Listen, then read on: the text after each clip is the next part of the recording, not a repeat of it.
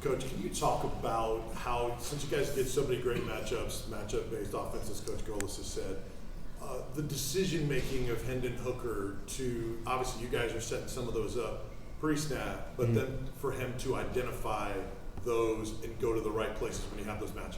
Yeah, he's doing a really good job of being invested completely into the game plan on our end and also understanding what he's getting defensively.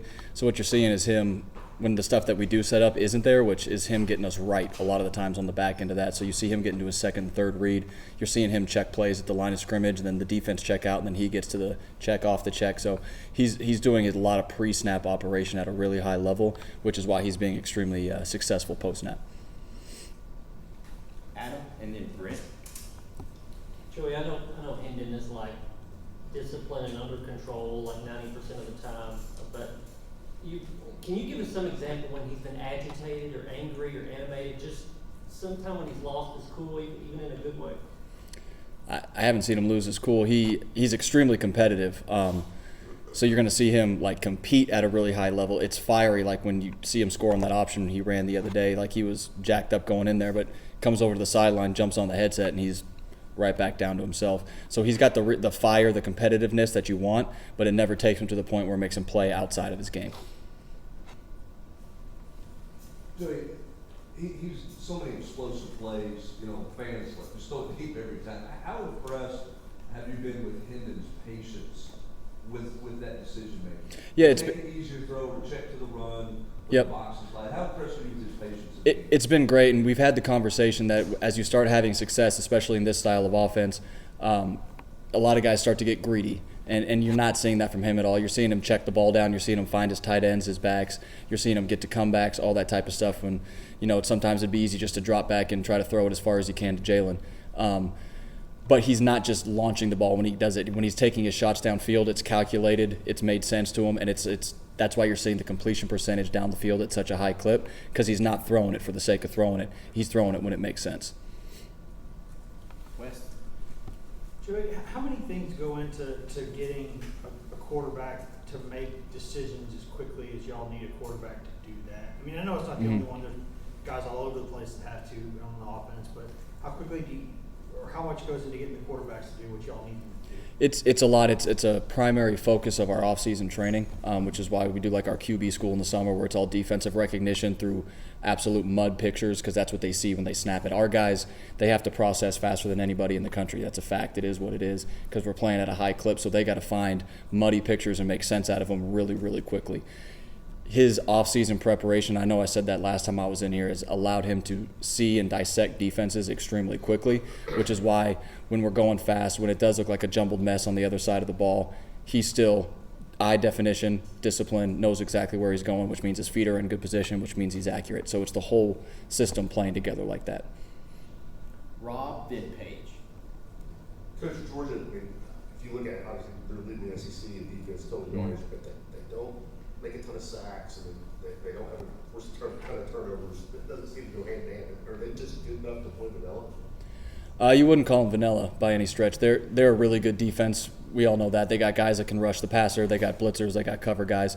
You don't see a lot of flaws on their defense looking at them, especially from a personnel standpoint. They're well coached. They're in position. You see them flying to the football. That's why you're not seeing them give up big plays, give up a lot of yardage, just because they have a bunch of guys around the ball. And you see a bunch of guys that are well coached with really good eye discipline. So it's not as much like they don't get home or they don't force it. They're playing and they're making tackles and they're keeping everything in front of them and they're making guys snap it again. And then they're doing a good job of getting off the field on third downs. Hendon has recently emerged as the Heisman favorite.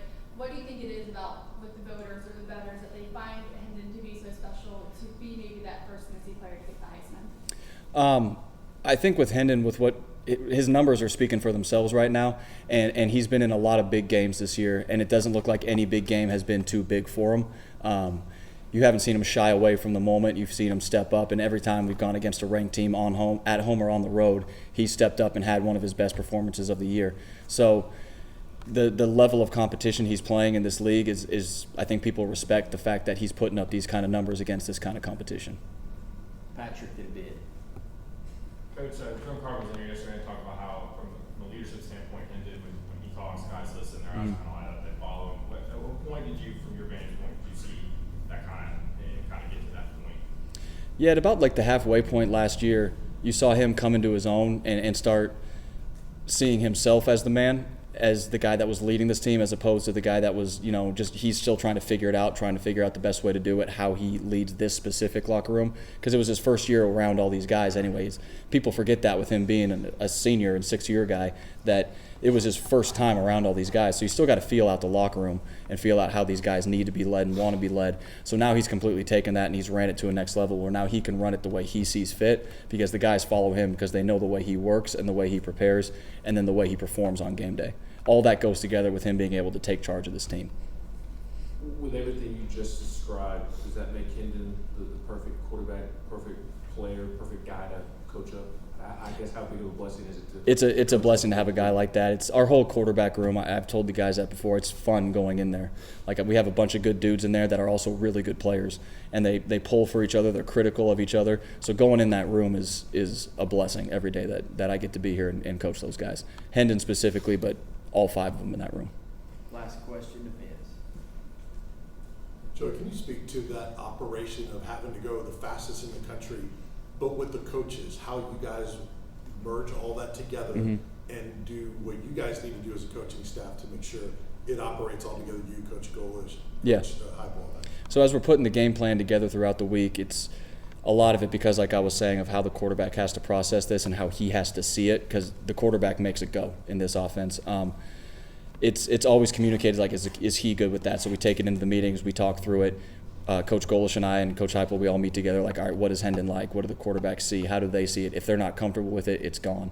So it's a good communal effort to get to the best possible solution on a Saturday as a staff. And on game day calling it, I'm sitting there just trying to give out like where bodies are as fast as I can, communicating to Hendo after the drive and talking to AG, saying like, hey, this is what he's seeing out there. He wants to get to this. Cool. Then we'll put some stuff together, talk back down to Hendon and say like, hey, this is what we're going to get to coming up. He knows what's coming and he's ready to go operate it. So it really is a true team effort from the guys down on the field to up in the box to all week leading up to game day.